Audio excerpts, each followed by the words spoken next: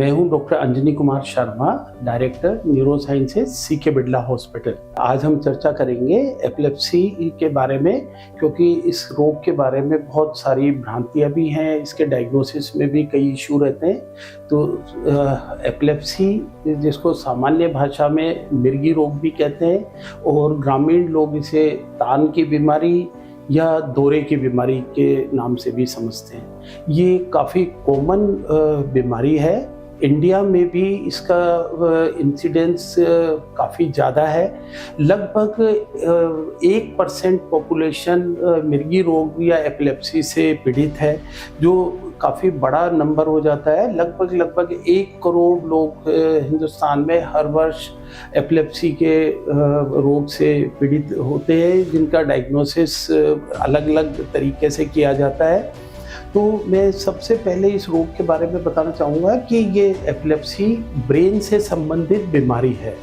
Brain में जो एपिलेप्टिफॉर्म डिस्चार्जेज आते हैं, जो विद्युत तरंगों से ब्रेन का फंक्शन चलता है, उसमें यदि विद्युत तरंगों के डिस्चार्ज में एबनॉर्मल डिस्चार्ज आ जाते हैं तो उसकी वजह से ये मिर्गी रोग के लक्षण प्रकट होते हैं। इसके पीछे कारण भी ब्रेन से जुड़ा हुआ ही होता है। ज़्यादातर पेशेंट्स में इसका जो कारण होता है वो या तो जो छोटे बच्चों में देखने को मिलता है, या तो ब्रेन की दिमाग की बनावट में यदि कोई ये डिफेक्ट आ गया है तो उसकी वजह से भी दौरे की बीमारी की शुरुआत हो जाती है। कई बार मेटाबॉलिक फैक्टर्स की वजह से भी दौरे आने लग जाते हैं। जैसे छोटे बच्चों में यदि शुगर लेवल लो हो गया, ब्रेन में ऑक्सीजन की कमी हो गई, या कोई और प्रॉब्लम जैसे किडनी वगैरह से संबंधित समस्या है, तो भी दौरे की प्रॉब्लम शुरू हो जाती है। छोटे बच्चों में इन्फेक्शन और बड़ों में भी इन्फेक्शन की वजह से भी दौरे आ जाते हैं। यदि ब्रेन इन्फेक्शन है तो उसकी वजह से दौरे की बहुत सारे पेशेंट्स में शुरुआत हो जाती है। एक महत्वपूर्ण कारण है जिससे अपन काफ़ी उसको कंट्रोल कर सकते हैं, वो है हेड इंजरी। यदि अब पूरी सावधानी रखें, रोड ट्रैफिक एक्सीडेंट में सिर को बचा पाए अपन, तो भी आगे आने वाले समय में दौरे की बीमारी को काफ़ी हद तक प्रिवेंट किया जा सकता है। तो जैसे हेड इंजरी से बचने के लिए बड़ा आसान तरीका है कि आप 2 व्हीलर पे जब भी यात्रा करते हैं तो बिना हेलमेट के आपको यात्रा नहीं करनी है। यदि आप 4 व्हीलर में या कार वगैरह में यात्रा कर रहे हैं तो आपको सीट बेल्ट का प्रयोग जरूर करना चाहिए। रोड पे पूरी सावधानी रखनी चाहिए और भी किसी तरह के गिरने से बचना चाहिए, खासतौर से बुजुर्गों में जैसे यदि पैर स्लिप हो गया, गिर गए और ब्रेन के अंदर चोट लग गया तो वो भी एक दौरे का कारण बन जाता है। तो इन सब चीज़ों का ध्यान में रखना बहुत ज़रूरी है। पर सारी डायग्नोसिस के बावजूद भी लगभग 50% ऐसे पेशेंट होते हैं कि जिनमें सारी जांच के बाद में भी कोई कारण नहीं पकड़ में आता है। वो इडियोपैथिक ग्रुप होता है, जिसमें कि ब्रेन में कोई स्ट्रक्चर में या और कोई डिफेक्ट नहीं आता है, फिर भी उनको दौरे की तकलीफ होती रहती है। और इसमें अपने एक चीज़ ये समझना ज़रूरी है कि दौरा एक ही तरह का नहीं होता है। जो टिपिकल दौरे होते हैं, जिसको जनरलाइज्ड सीजर्स कहते हैं या ग्रांड माल एपिलेप्सी, उसमें मरीज एकदम से चिल्लाता है, आवाज़ निकलती है मुंह से, फिर दांत भिज जाते हैं, मुंह से झाग आते हैं, हाथ पैर अकड़ जाते हैं, हाथ पैरों में झटके आने लगते हैं, जीभ कट जाती है, यूरिन पास हो जाता है। तो ये तो दौरे का टिपिकल प्रकार है कि जिसमें इस टाइप के लक्षण से इसको पहचाना जा सकता है। इसके अलावा भी कई तरह के दौरे होते हैं। जैसे छोटे बच्चे हैं, यदि वो बोलते बोलते या पढ़ते पढ़ते कुछ सेकंड्स के लिए एकदम रुक जाते हैं और हल्का सा आँख को टिमटिमाने का भी हो सकता है, तो उसको एब्सेंट सीजर्स कहते हैं। और इसके अलावा एक कॉम्प्लेक्स पार्शियल सीजर भी होते हैं, जिसमें पेशेंट का बेहोश होना जरूरी नहीं होता। पेशेंट बेहोश नहीं होता, पर उसका जो बाकी लोगों से कांटेक्ट थोड़ी देर के लिए ख़त्म हो जाता है। वो कंफ्यूज हो जाते हैं, आंखों को टिमटिमा सकते हैं, थोड़ा मुंह चला सकते हैं, थोड़ा हाथों का मूवमेंट करते रहते हैं, कुछ कपड़े अपने बार बार नोचते रहते हैं। तो ऐसे दौरे को कई बार पहचानने में मुश्किल आती है, क्योंकि ये लगता है कि कहीं ये पागलपन के दौरे तो नहीं है, पर इसमें जांच करने पे पता चलता है ये मिर्गी रोग का ही एक टाइप है। इसके अलावा एक दौरे होते हैं जिसमें होश पूरा रहता है मरीज को, एकदम से शरीर में झटका आता है और उसके हाथ से कोई चीज़ है वो छूट जाती है, गिर जाती है, तो वो मायोक्लोनिक सीजर्स कहलाते हैं। तो इसमें मिर्गी रोग का क्योंकि एक ही प्रकार नहीं होता है, कई बार अब केवल आधे अंग के ऊपर दौरे का असर देखने को मिल सकता है, कई बार केवल चेहरे के आधे हिस्से में भी दौरा आ सकता है। तो ये सब दौरे के अलग अलग प्रकार हैं। तो हम लोगों को ये समझना चाहिए कि भाई दौरा एक तरह का नहीं होता, यदि दूसरे लक्षण भी हैं तो जब भी आपको डाउट हो तो आपको तुरंत डॉक्टर से परामर्श करना चाहिए, जिससे उसका टाइमली डायग्नोस हो जाए और टाइम पे ट्रीटमेंट चालू हो जाए। मिर्गी रोग के डायग्नोसिस में सबसे ज़्यादा महत्वपूर्ण जानकारी होती है जो घर वाले या फ्रेंड्स, मित्र लोग ये जिनके सामने दौरा आया है, वो जो जानकारी देते हैं वो सबसे महत्वपूर्ण होती है। तो इसमें ये सबसे इम्पोर्टेंट डायग्नोस्टिक टेस्ट होता है। यदि आपके सामने आपके परिजन को किसी को दौरा आ रहा है तो सबसे पहले आप उसका यदि संभव है तो इमीडिएटली मोबाइल पे उसका रिकॉर्डिंग कर लें। तो उसमें सबसे ज़्यादा अपने को इस चीज़ की जानकारी मिल सकती है कि किस टाइप के दौरे हैं, क्या लक्षण है, और उससे डायग्नोसिस बहुत ईजी हो जाता है।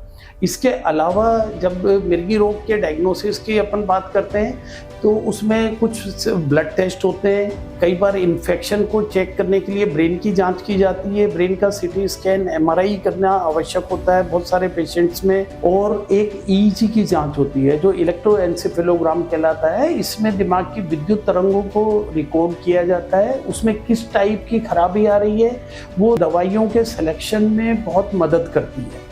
तो इसीलिए इसमें ये कुछ ज़रूरी जांचों के बाद इसके निष्कर्ष पे पहुंचा जाता है कि इसमें किस टाइप के दौरे हैं, उसका किस टाइप से इलाज करना है। और ये इसके इलाज के बारे में यदि अपन देखें तो एक इम्पॉर्टेंट चीज़ ये होती है कि जब डायग्नोसिस पूरा हो गया, जो कि आई विटनेस डिटेल, यदि जो उसको देखने वाला जो बता रहा है उस पर निर्भर करेगा, यदि उसका वीडियो रिकॉर्डिंग है वो भी उसमें मदद करेगा, ईईजी, एमआरआई और बाकी कुछ स्पेशल टेस्ट आवश्यकता के अनुसार ज़रूरत होती है वो डिसाइड करते हैं। हर रोगी को हर जांच की आवश्यकता बिल्कुल नहीं होती। तो वो पेशेंट के सिम्टम्स, उसके जो लक्षण है उसके हिसाब से ये डिसाइड किया जाता है कि किस टाइप के दौरे हैं, और फिर उसके लिए दवाइयों का उपयोग किया जाता है। अब पिछले कुछ सालों में न्यूरो साइंसेज में जो डेवलपमेंट हुआ है उसके साथ में बहुत सारी मिर्गी रोग की नई दवाइयाँ भी उपलब्ध हैं। भारत में भी बहुत सारी दवाइयाँ, नई दवाई यहाँ पे आसानी से उपलब्ध हैं। इनके प्रयोग से भी मिर्गी रोग को कंट्रोल करना बहुत आसान हो गया है। और उसमें यदि देखा जाए तो इसमें लगभग जो 70% दौरे आसानी से कंट्रोल हो जाते हैं। ऐसे मरीजों को 3 से 5 साल की दवाई के बाद में धीरे धीरे दवा यदि बंद करते हैं तो हो सकता है कि लाइफ लॉन्ग उनको दौरा नहीं आए। पर कुछ पेशेंट ऐसे होते हैं कि जिनको दवाई पूरे जीवन पर्यंत खाना जरूरी होता है, तो उससे घबराना नहीं चाहिए। यदि दौरे कंट्रोल हैं तो अपने को दवाई खाने में परहेज नहीं करना चाहिए। और नई दवाओं के प्रयोग से भी कुछ ऐसे मरीज जो पहले ठीक नहीं हो पाते थे, अब आजकल ठीक होने में बहुत उससे सुविधा हो गई है नई दवाइयों के उपलब्धि से। और कुछ पेशेंटों में जरूरत होती है कि यदि वो दवाइयों से कंट्रोल नहीं हो पा रहे तो उसमें हमको ये एपिलेप्सी सर्जरी की भी मदद लेनी पड़ती है। तो उसमें जो जिस एरिया से ब्रेन में दौरे उत्पन्न हो रहे हैं उसकी सर्जरी की जाती है। कुछ नई टेक्निक्स भी आई हैं मिर्गी के इलाज में। सर्जरी के पॉइंट ऑफ व्यू से अपन देखें तो डीप ब्रेन स्टिमुलेशन है, वो भी कई पेशेंट्स में इसके लिए यूज़ करते हैं। वेगल नर्व स्टिमुलेशन भी यूज़ करते हैं। कई बार डाइट को मॉडिफाई करके कीटोजेनिक डाइट देते हैं, उससे भी कई रोगियों में बीमारी को कंट्रोल करने की सुविधा होती है। तो मैं ये कहना चाहूँगा कि यदि आपके घर में या आपके पड़ोस में, आपके मित्रों में किसी को ऐसे लक्षण देखने को मिल रहे हैं तो सबसे पहले आप उसका, यदि आपके सामने दौरा आ रहा है तो उसको समझें, उसको देवी देवताओं का प्रकोप मान के नहीं चलें, क्योंकि इसका इलाज समय पे कराने से रिजल्ट्स बहुत अच्छे देखने को मिलते हैं।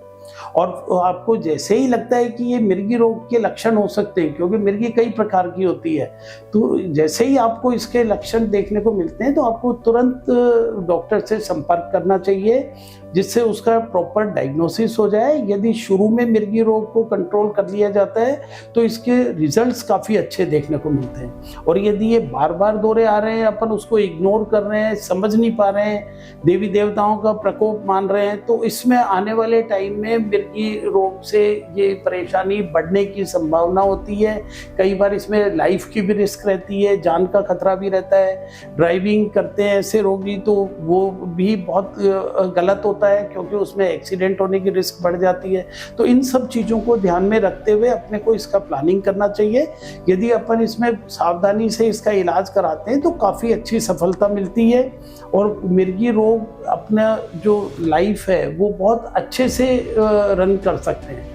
और यदि इस पे पूरा जागरूकता रहे, अपन इस चीज़ को समझें, तो इसका इलाज बहुत अच्छे ढंग से हो सकता है।